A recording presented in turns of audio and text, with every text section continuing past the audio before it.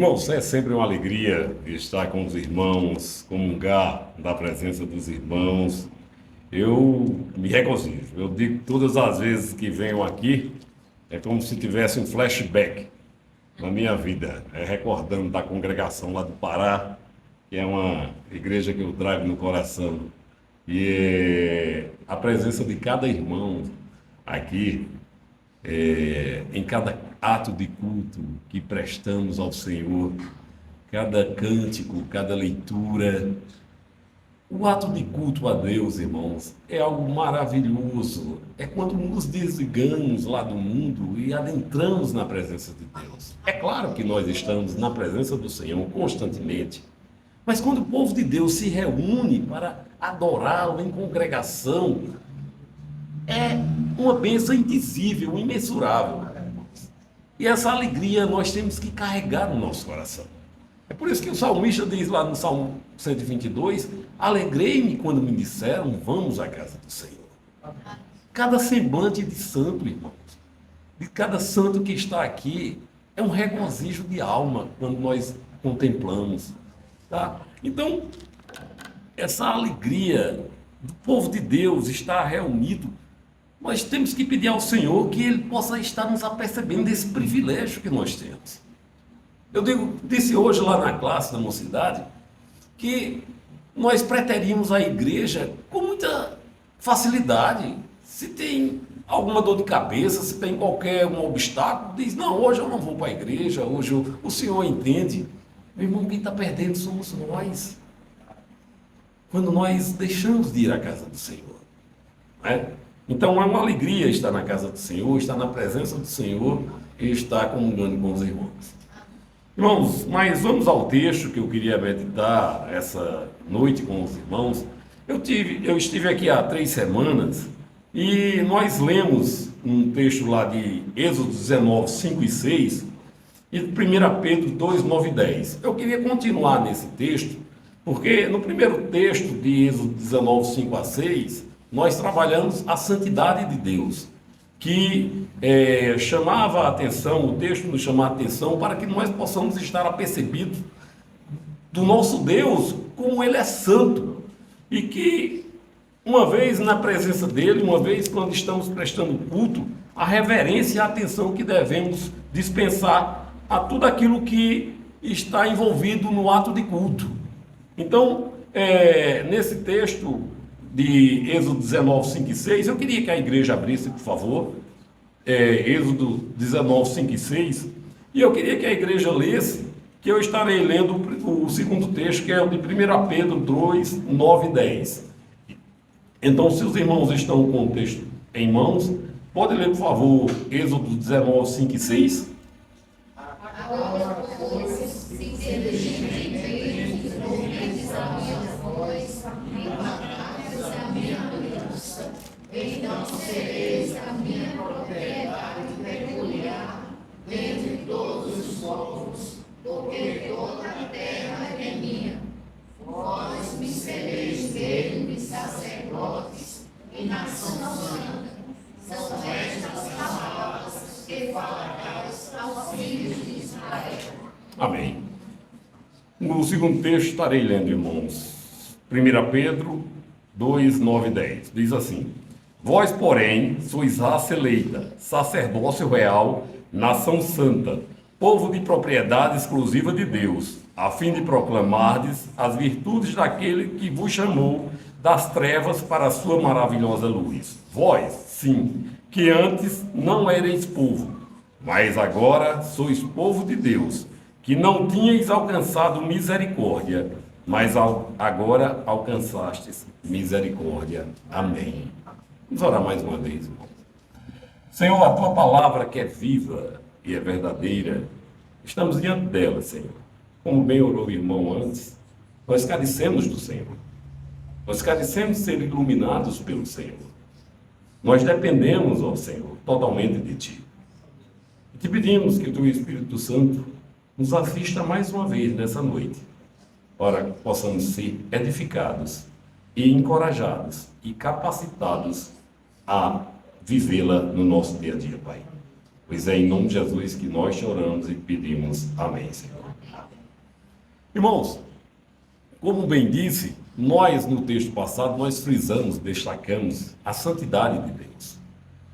E o salmista diz, convém à casa do Senhor a santidade. Então nós, como povo de Deus, temos que de fato ser um povo santo. Santos em quem? Santos por quê? Em Cristo Jesus. É Ele que nos santifica. É a palavra de Deus que nos santifica. Cristo é o Logos de Deus. É a palavra encarnada. Então, é diante dessa situação e dentro dessa condição que Deus aceita o nosso culto. De outra forma, Ele não aceita. Então, o que nós temos que nos aperceber, irmãos, é que estamos diante de um Deus Santo. E o que esse texto quer nos falar? Eu queria me reportar primeiramente, agora, quando Deus diz lá a Moisés que ele suba o monte para que o Senhor diga aquilo que o povo deveria ser. Ele adverte ao povo que, de fato, o povo se santifique, porque Deus é quem há de falar a eles. E ele diz, agora se diligentemente ouvirdes a minha voz e guardardes a minha aliança, então sereis a minha propriedade peculiar dentre todos os povos, porque a terra é minha, toda a terra é minha. Vós me sereis reino de sacerdote e nação santa. Amém. Irmãos, o que é que traduz esse texto? Isso nos é familiar, esse texto nos é familiar.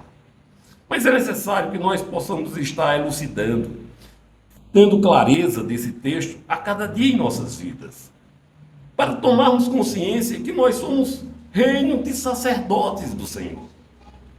Deus, eu vou só reportar-me um pouco a história, como os irmãos bem sabem.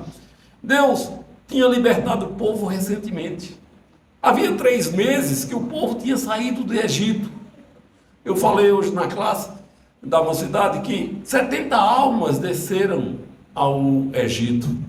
Foram Jacó com seus filhos encontrar José, que era governador do Egito. A segunda pessoa, primeiro era Faraó, e ele era a segunda pessoa do Egito.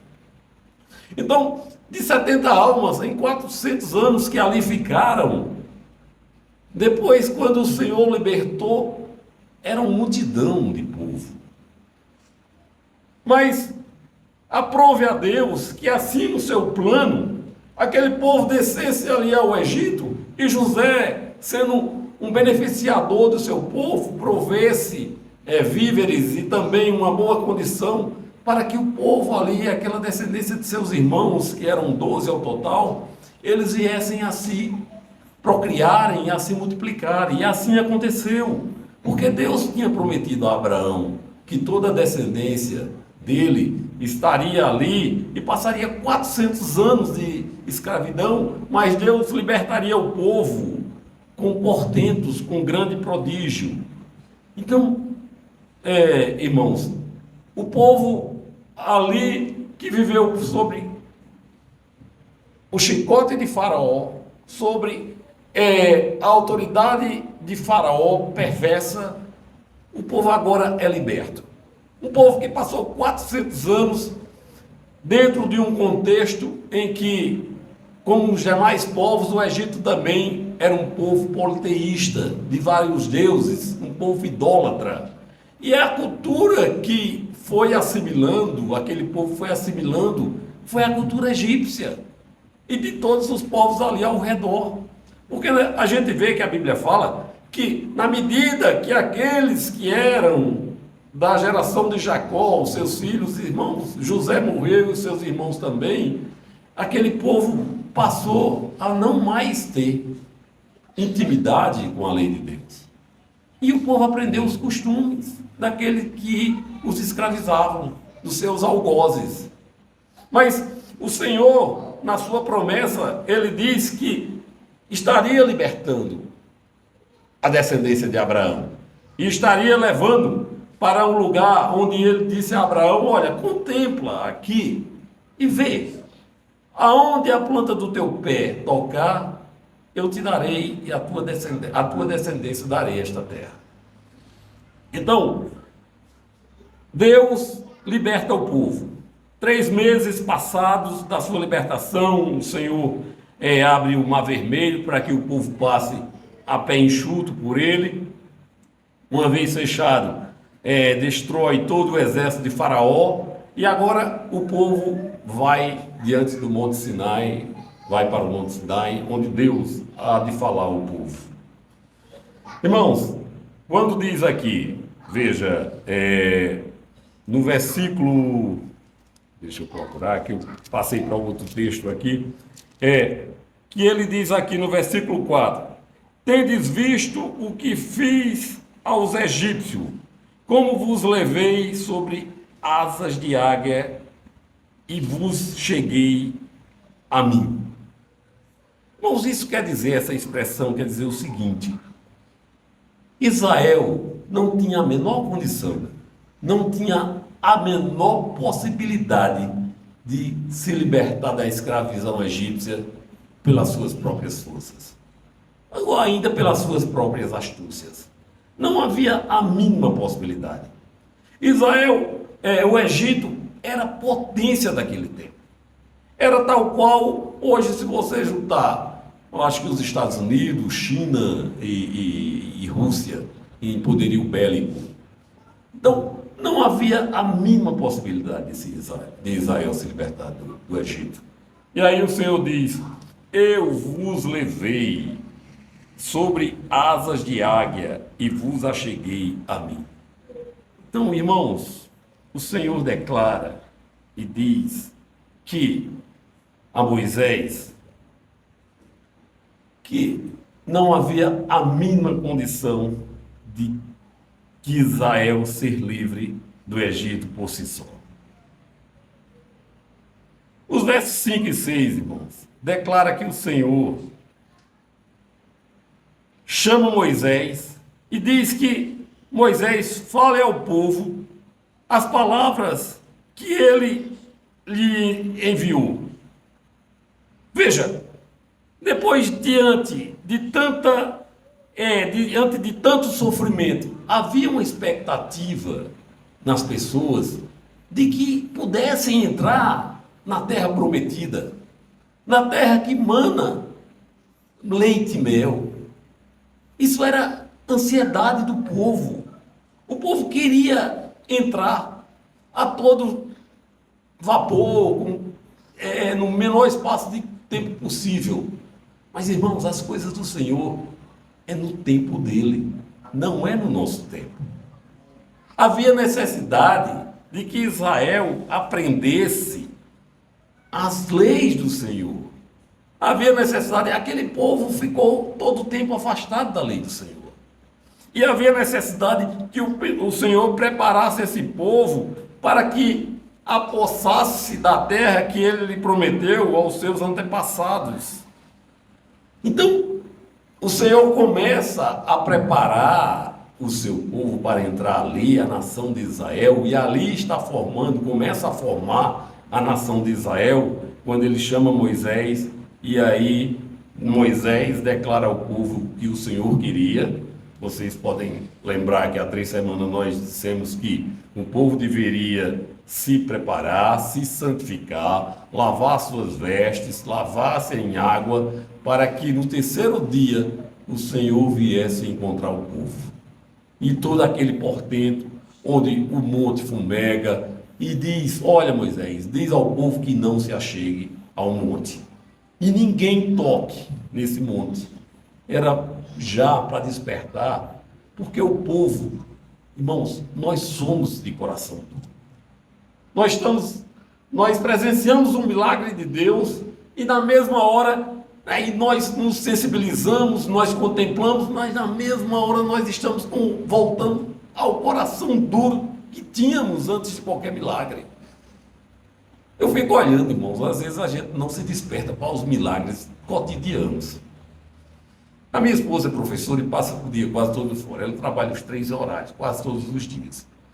Quando eu vou fazer o fogo, eu acho um milagre de apertar o botão de gás e tocar e acende. Eu digo, meu Deus do céu, eu lembro minha avó, quando ela dizia que tinha que buscar lenha para fazer o fogo. para fazer a comida, para dar de comer ao marido e 11 meninos. Imagine como é que era a dificuldade. Eu vejo quando eu vou numa feira, irmãos, eu digo, Senhor, isso é uma bênção. Como é bom a feira. Apesar das carroças batendo na canela da gente, né? Mas é uma bênção você ver aquele bando de fruta. É um molho de banana tão grande que diz, Jesus, que coisa tão boa. Né? Aí tem maracujá, tem manga, tem laranja, e você leva para casa. Não precisa uma grande soma, graças a Deus o Brasil é um dos maiores produtores de alimento. E às vezes nós achamos que isso é coisa pouca. Não é?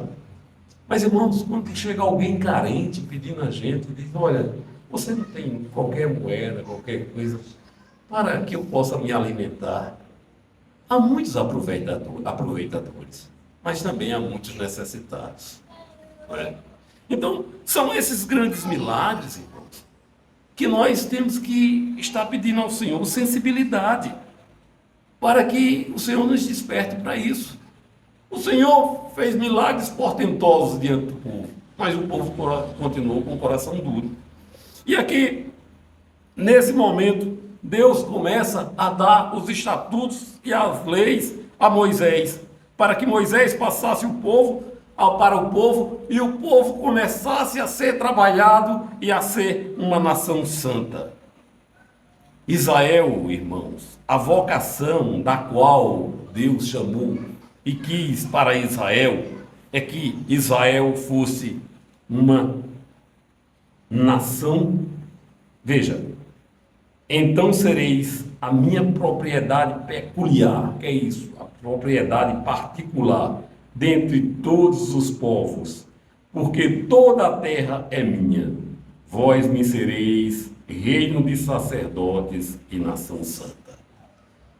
Como disse, irmãos, lá, o povo que vivia ao redor, os descendentes dos amorreus, dos ferezeus, dos jebuseus, dos heveus, e todo aquele povo, era um povo idólatra, um povo de práticas horríveis no culto aos seus deuses. Havia sacrifícios de crianças, que era sacrificado a Moloque, né? Esse era o deus principal dos amalequitas. Havia práticas sexuais para que a terra trouxesse fertilidade das colheitas. Vejam, todos esses descendentes de quem? Descendentes daqueles 3 filhos de Noé, Sem, Cã e Jafé. Né? Então, são esses descendentes que deveriam, aquela aliança que Deus fez com Noé, que não destruiria mais o mundo, porque o mundo se corrompeu ao tal ponto que Deus viu toda a terra corrompida e desceu o juízo sobre a terra, se corromperam. E aí Deus escolhe a linhagem semita para que conserve a fé e para que tenha aquele que interfira, que interceda diante do Senhor. É um descendente de Abraão. E aí Deus começa a preparar Israel para que Israel fosse uma nação diferente diante daquele povo. Fosse uma nação em que o seu Deus era um Deus diferente e um Deus exclusivo, um Deus único, para mostrar às demais nações que só há um Deus sobre os céus e sobre a terra. Esse foi o chamado de Deus para Israel. Essa foi a vocação da qual Deus estava preparando Israel para se apossar da terra que ele prometera a seus antepassados. Irmãos, foi esse povo de Israel que Deus também escolheu para ser instrumento de juízo e justiça para aqueles que se afastaram da presença dele e que praticaram tantas coisas horríveis. Aquelas nações pagãs deveriam ver agora um povo diferente, com virtudes recebidas de um Deus verdadeiro. Aquela nação deveria ser um exemplo para as demais. Era isso. Foi para isso que o Senhor chamou Israel. Foi para isso que o Senhor libertou o seu povo da escravidão do Egito. Mas nós sabemos, irmãos, que Israel falhou em sua vocação. Quando nós lemos, quando Israel estava ainda sob a tutela de Moisés, que o povo pecava, e Deus diz: Moisés, eu vou destruir esse povo. Esse povo é de dura cerviz. E Moisés se coloca e diz: Senhor, não faças isso, Senhor. Porque o que dirá os egípcios, o que dirão os egípcios? Diz: olha, ele os tirou, o Deus deles os tirou daqui, e não podendo mais fazer aquilo que prometera, a terra que lhes prometera, não podendo mais introduzi-lo, eles o destruiu. Não era que Moisés tinha poder de persuadir a Deus, não, irmãos. Era não. Deus, em sua sabedoria, em seu poder, ele está demonstrando que ele está sempre pronto a perdoar. Que ele está sempre pronto a atender também às intercessões dos seus santos. E é isso que nós devemos ser, irmãos. Nós devemos ser mediadores entre Deus e aqueles que não o conhecem ainda. Lá em Isaías se repete várias vezes que ele nos chama para sermos reparadores de brecha. Aqueles que se colocam entre Deus e os pecadores. Nós fazemos isso através de quem? Através de Cristo Jesus. Porque por nós mesmos nós não temos méritos e nem virtude nenhuma que agrade ao Senhor. Mas nós devemos orar. E não, você vê como Cristo repreendeu a Tiago e João quando ele disse: olha, vai preparar lugar, que ele estava indo para Jerusalém, numa aldeia samaritana, e ele diz: vai preparar a dormida. E os samaritanos dizem: não venham para cá, nós não vamos o receber, vocês são judeus. Não está bem assim, eu estou dizendo que eles tinham a consciência disso. E aí Tiago e João diz: Senhor, queres que oremos para que caia fogo do céu? Ele diz: vocês não me conhecem, de que espírito eu sou? Não. Então, é claro que nós queremos ver a justiça de Deus, mas temos que nos lembrar, irmãos, que Deus é um Deus que tem prazer no perdão. Ele tem prazer em que o perverso se converta, e não prazer na morte do perverso. Não é isso que nos diz lá em Ezequiel 3, Ezequiel 18? É isso que nos diz a palavra do Senhor. Então, Deus chamou Israel para isso, para que Israel pudesse ser modelo entre as nações. Mas Israel falhou. Israel é tal qual nós, irmãos. Como nós quebramos com tanta facilidade os mandamentos do Senhor. Nós, na nossa contumácia, na nossa dureza de coração, nós tantas vezes transgredimos a lei de Deus. Mas às vezes nós somos tão condolentes, tão benevolentes com os nossos próprios pecados, e somos tão severos com o pecado do nosso vizinho. Somos tão severos com o pecado do nosso próximo. E é isso que nós temos que pedir ao Senhor. Que nós possamos ser complacentes também. Não devemos ser coniventes com o pecado de forma alguma. Não me entendam mal, irmãos. Se alguém está pecando, você não deve estar aprovando o pecado daquela pessoa. Mas você deve continuar amando. Você deve continuar levando a palavra. Não sendo aquela coisa chata, mas aquela coisa amorosa. Sendo um instrumento de bênção. E dizendo: olha, eu oro por você. Eu intercedo a Deus por você. E espero em Deus que você possa estar largando esse pecado e venha se converter ao Senhor. É isso que nos diz o Salmo 32. Lá no versículo 9 do Salmo 32 diz: olha, vocês não sejam como a mula ou como o cavalo que só com freios e cabrechos é que se freiam, é que se param.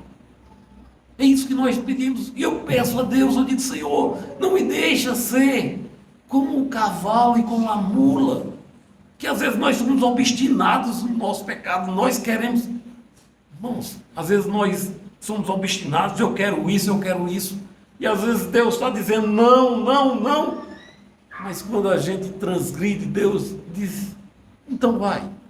E a gente diz, quando a gente parece que é tipo aquele. Eu sei, irmãos, quando nós temos uma glicose alta, quando a gente vê um bolo doce, olha como dá vontade de comer, né? Mas a gente diz, eita, a glicose está lá em cima, mas só um pedacinho. Como um pedacinho só? Mas não, aí tá bom, esse bolo de macaxeira, eu vou entrar feito tirador de coco, com os dois pés e com as duas mãos, né? Aí atola o pé na jaca. Aí vai ter o quê? Uma hiperglicose, né, no outro dia, né? Então, é isso, irmãos. Eu dou apenas um exemplo, mas o que eu vejo é que algumas pessoas obstinadas acabaram com a família, porque acharam que aquela mulher lá fora era mais bela e que compartilhava momentos maravilhosos. É claro, irmãos. Compartilhar o que é bom não é tão difícil, não. Mas vá para o seu dia a dia. Vá, como se diz, a sua esposa, que está ali com aquela carga toda para dar ordem à sua casa. Ou mesmo hoje que os papéis também têm se trocado. Muitas vezes a mulher é a provedora da casa porque as coisas mudam. Às vezes tem uma certa habilidade em certos, ou mesmo diploma em certa área que arruma. E às vezes não há cooperação daquele que fica em casa para tornar o trabalho mais fácil. E acha que a coisa lá de fora é melhor. E quando Deus diz, olha, não continues nesse caminho. Porque no mesmo Salmo 32 ele diz, o homem que quebrantar, que disciplinado várias vezes endurece a cerviz, ele será quebrado sem que haja cura. E é isso que nós temos que pedir ao Senhor. Mas é isso que também devemos orar ao Senhor por aqueles que estão obstinados no seu pecado, mas fazê-lo com amor, para que Deus possa remover. Porque só o Senhor, irmãos, só o Espírito Santo pode convencer do pecado, do juízo e da justiça. Nós somos proclamadores do Evangelho. E o Evangelho, ele leva o amor de Deus às pessoas. Apesar de que não devemos omitir a mensagem que também Deus é justiça e que ele há de exercer a justiça no dia em que se encontrar conosco, ou que nós iremos nos encontrar com ele. Então, isso é o que nós temos que ter. Irmãos, apenas fechando esse texto aqui, diz que Israel, uma vez que falhou no seu dever, Deus também não deixou de exercer justiça. Israel foi instrumento de juízo e justiça. Aquelas nações que ali estavam, como foi a nação, a cidade de Jericó, Deus diz, olha, acaba com tudo, destrói tudo. Eu farei com que, e aí foi já na direção de Josué, as muralhas de Jericó vêm abaixo, e Deus diz que estivesse eliminando todos, animais, homens, mulheres, crianças. Deus diz, olha, acaba com o mal pela raiz. E foi a ordem que Deus deu para Israel. Era outro momento, irmãos, era outro momento. Não há uma questão de uma guerra étnica aqui, de forma alguma. É uma questão de juízo de Deus. Como Deus, ele é misericordioso. Se você lembrar, nós reportarmos há um tempo que já havia passado, o que foi que Deus fez com Sodoma e Gomorra. Eliminou. Mas antes, o que foi que aconteceu? Abraão intercedeu quantas vezes por Sodoma e Gomorra? Abraão disse, Senhor, se tiver 50, longe esteja a injustiça do juiz de toda a terra. Se tiver 50, Deus diz não. Senhor, se tiver 45, Deus diz não. Se tiver 30, o Senhor diz não. Aí foi 20, e Abraão ainda diz por último, eu ainda me atrevo a falar. Eu que sou pó e cinza. Senhor, se tiver 10, Deus disse, se houver 10, Abraão, eu não destruirei. Mas não tinha. Ele só livrou a Jó e sua família por causa de Abraão. Né? Então veja que Deus é um Deus misericordioso. E as pessoas dizem, não, é um Deus diferente. O Deus do Velho Testamento é um Deus diferente, totalmente diferente do Novo Testamento. É muita ignorância, irmãos. Quem foi que enviou Jesus Cristo? Foi o Deus do Velho Testamento. Então, irmãos, Deus é um Deus de amor. Deus é um Deus que Ele diz e Ele escolhe Israel para ser modelo, porém Israel falha. Israel nega a sua vocação. Acontece que lá na frente, Deus também entra em juízo com Israel. E faz com que Israel, no seu pecado, na sua continuância, na sua teimosia, como diz lá no Salmo 32, como citei, não sejais como a mula e o cavalo, que só com freios e cabresto é que os para. Israel continua no seu pecado. E Deus mandou eles para o exílio. E aí, depois do exílio, Israel nunca mais teve uma terra própria, que era sua. Só veio ter depois da Segunda Guerra Mundial de 1948, quando as nações, a ONU, através das nações se uniram e ali designaram aquela parte da Palestina que Israel hoje ocupa. Então, irmãos, Deus é um Deus maravilhoso, mas é um Deus também que não tolera o pecado. E aqui, irmãos, eu queria partir agora para, de fato, o último texto, que é 2 Pedro 9:10. Vós, porém, sois raça eleita, sacerdócio real, nação santa, povo de propriedade exclusiva de Deus, a fim de proclamar as virtudes daqueles que vos chamou das trevas para a sua maravilhosa luz. Irmãos, a promessa do Senhor não falha. O Senhor não é homem para que se arrependa. Uma vez que Ele promete, Ele cumpre. No entanto, não é como nós queremos, mas sim como Ele decreta. O Senhor, no seu plano, elegeu um povo de propriedade exclusiva, um povo seu, e Ele sendo fiel aos que com Ele firmaram aliança, nos seus decretos eternos em Cristo, Deus separa um povo para lhe ser por propriedade exclusiva. A nação de Israel, como nação, Israel falhou.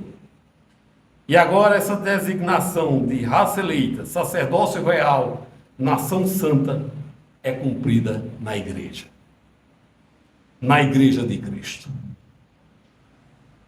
Irmãos, que privilégio nós temos de ser povo de Deus, nação santa, propriedade exclusiva do Senhor.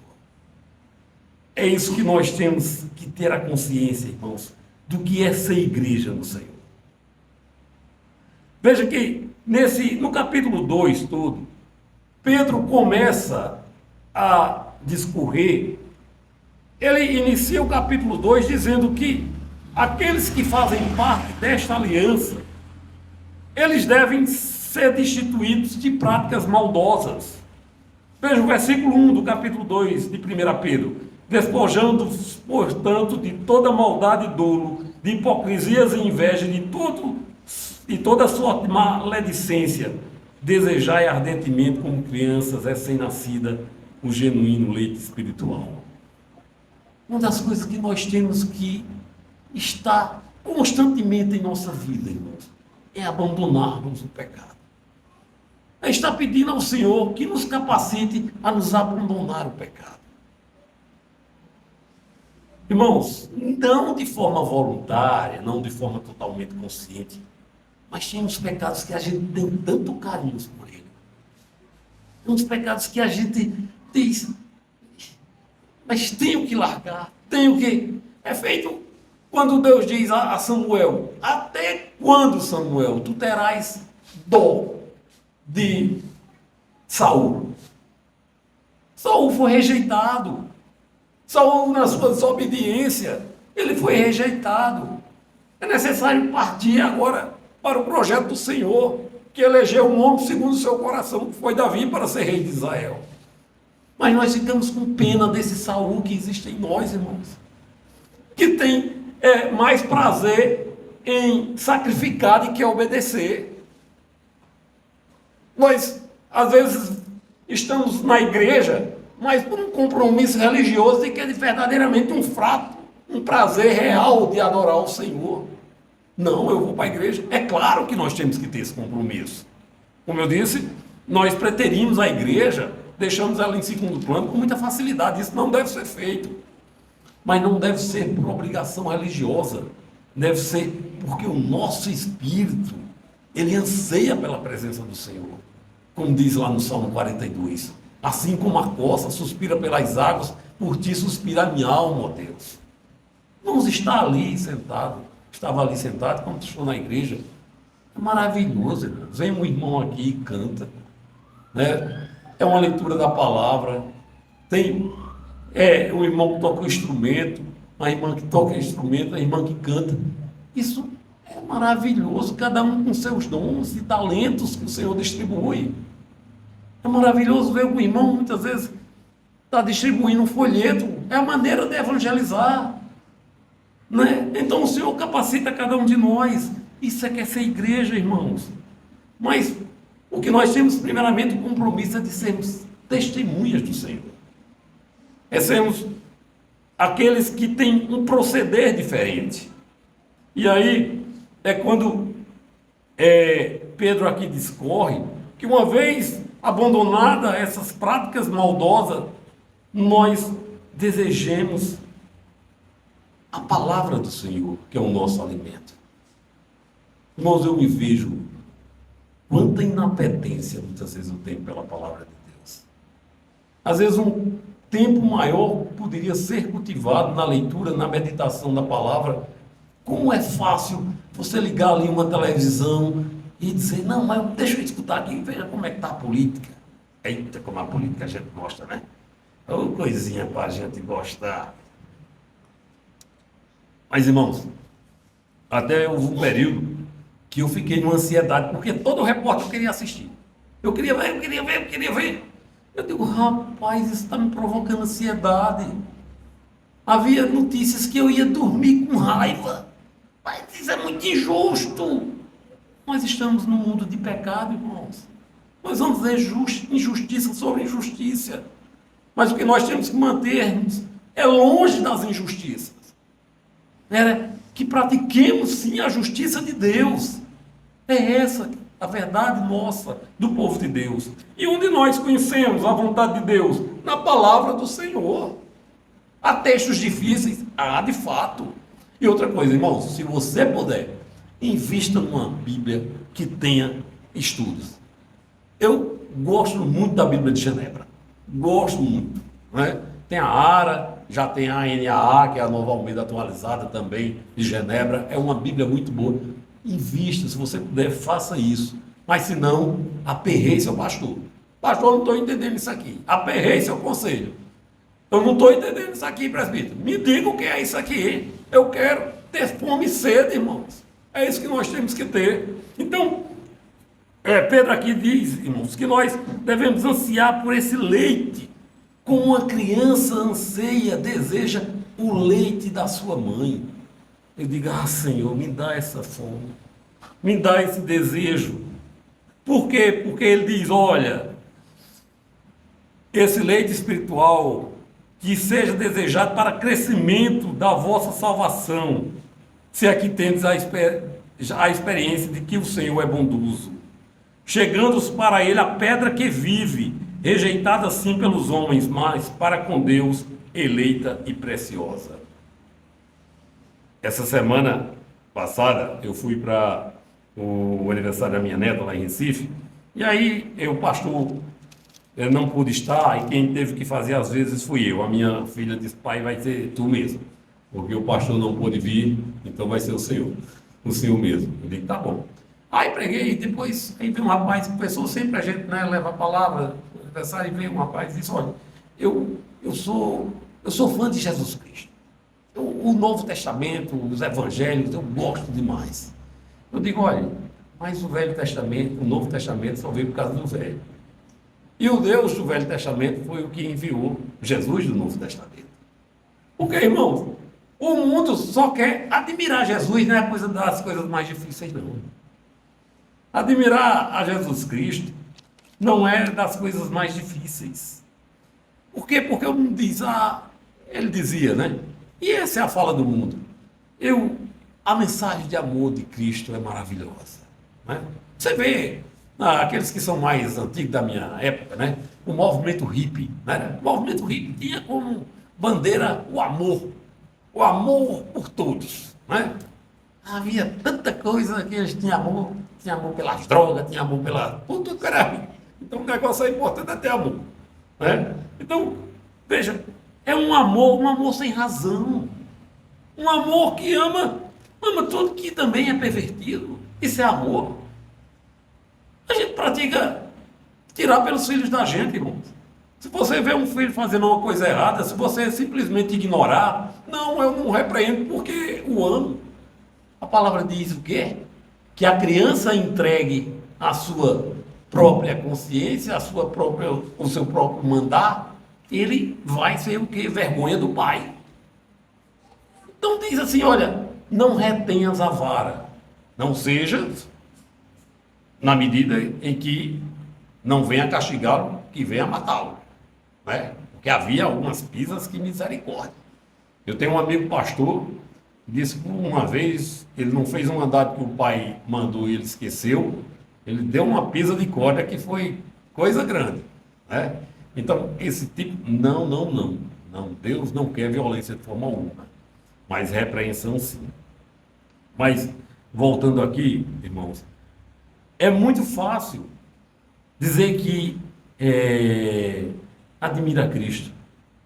No entanto, irmãos, as pessoas não querem, o mundo quer um Cristo que de fato não é o Cristo que a igreja conhece. Não é o Cristo que a igreja adora. O que é que Cristo diz? Aquele que quiser me seguir, negue-se a si mesmo, toma a sua cruz e siga-me. Nossa, como negar a si mesmo é tão difícil. Como dizer, quando você está encolerizado, dizer, eu vou dizer, não, Senhor, não é isso que tu queres. Não é isso que o Senhor quer que eu faça. Eu vou dizer umas verdades, eu vou. Como você vai dizer a verdade? A forma de dizer a verdade. Você não precisa mentir, você não precisa ser omisso, mas saiba como dizer a verdade. É isso que Deus nos chama, irmãos, como igreja. É isso que Deus quer que nós sejamos nesse mundo. Esse Cristo que diz que nós devemos negar a nós mesmos, nós devemos ser benevolentes com aqueles que nos são hostis. Nós devemos ser amorosos com aqueles que nos odeiam. É difícil? É impossível. Só é possível pela graça. Só é possível pela comunhão com o Senhor. Eu dizia lá na classe, é muito ruim ser rejeitado em um grupo. E eu vejo que a maioria dos jovens crentes, na faculdade, no trabalho, como eles são chamados de alienados. Como eles são recriminados, dizendo que são um bando de loucos, ou de uma pessoa que está alheio à realidade. Mas você tem que perseverar.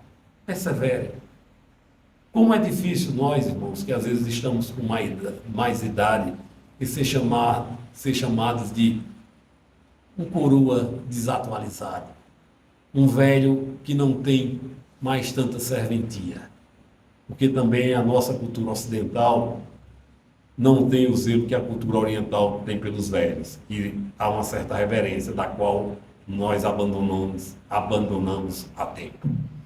Tudo isso são insultos que nós levamos. Quando eu vou para o trânsito, eu digo, Senhor, dá-me graça. Dá-me graça, porque você é tão insultado no trânsito. Você vê tanta coisa que você diz, se eu tivesse um trator aqui para passar e dizer, mas não é assim que o Senhor quer.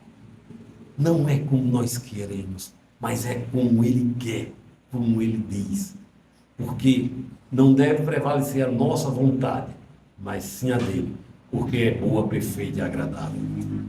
Irmãos, então fechando, finalizando, como igreja, o Senhor quer que nós sejamos exemplo. Aquilo que Israel falhou, a igreja de Cristo não deve falhar. Essa congregação é um farol nesse lugar. Eu estava falando com o Thales, e necessário se faz também apoiar o trabalho aqui do pastor Márcio. E vocês apoiam, sim. Vocês são parte do trabalho do pastor Márcio. Mas eu peço e espero, a começar por mim, ter mais sensibilidade também de apoiar os irmãos aqui. De trazer, se for o caso, grupos também para cá que possam estar ajudando os irmãos a louvar com o Senhor, a adorar o Senhor. Porque igreja é isso, irmãos. É sentir a dor do outro. É se alegrar na alegria do outro. É isso que nós somos chamados. Você foi chamado para dar testemunho ao seu vizinho também. Você foi chamado para dar testemunho. Eu fui chamado para dar testemunho em meio à minha família. Que só eu sou crente. Então, irmãos, naquilo que Israel falhou como nação, nós, como igreja de Cristo, possamos estar encarnando essa realidade. Vós, porém, sois raça eleita, sacerdócio real, nação santa, povo de propriedade exclusiva de Deus, a fim de proclamar as virtudes daqueles que vos chamou das trevas para a sua maravilhosa luz. Aquele que está em Cristo é nova criatura. Eis que tudo se fez novo, as coisas velhas ficaram para trás. Nós temos que nos ver como novas criaturas. Nós temos que estar sempre pedindo ao Senhor: Senhor, faz de mim um vaso novo, que eu possa ser um vaso em tuas mãos. Assim como o oleiro trabalha o barro, e às vezes o vaso vem com defeito, ele desmancha e ele começa a fazer de novo. Que o Senhor assim nos dê a graça de estar trabalhando em nossa vida, nos fazendo um vaso para a honra dele. Vasos de barro, mas nas mãos do Senhor, para a honra e para a glória dele. Vamos orar, irmãos. Senhor, nós te louvamos, ó Pai. Te louvamos pela tua palavra. A tua palavra que é santa. A tua palavra que alimenta. A tua palavra que atende muito mais além das nossas expectativas. Porque ela vem do Senhor. E é teu Espírito Santo que a vivifica em nós, Pai. Te pedimos, portanto, abençoa-nos, para que possamos não ser meros ouvintes, mas possamos praticá-la no nosso dia a dia. Nós te pedimos e agradecemos em nome de Jesus. Amém. Irmãos, eu só queria compartilhar algo muito rápido. Pediria as orações dos irmãos. Eu vou começar um trabalho, um tratamento oncológico. Eu, há 5 anos, extraí um tumor de próstata, mas agora, em exames atuais, houve uma recidiva e eu vou me submeter à radioterapia e à hormonioterapia. Há algumas reações que elas são muito indesejáveis. Vou pedir a oração aos irmãos para que estejam orando para que essas reações possam ser as mínimas possíveis. Então, eu estou compartilhando com o irmão. Nós temos que compartilhar as alegrias e as agrulhas, as dificuldades, né? E peço aos irmãos que estejam orando. Bem, a palavra está aqui dirigida.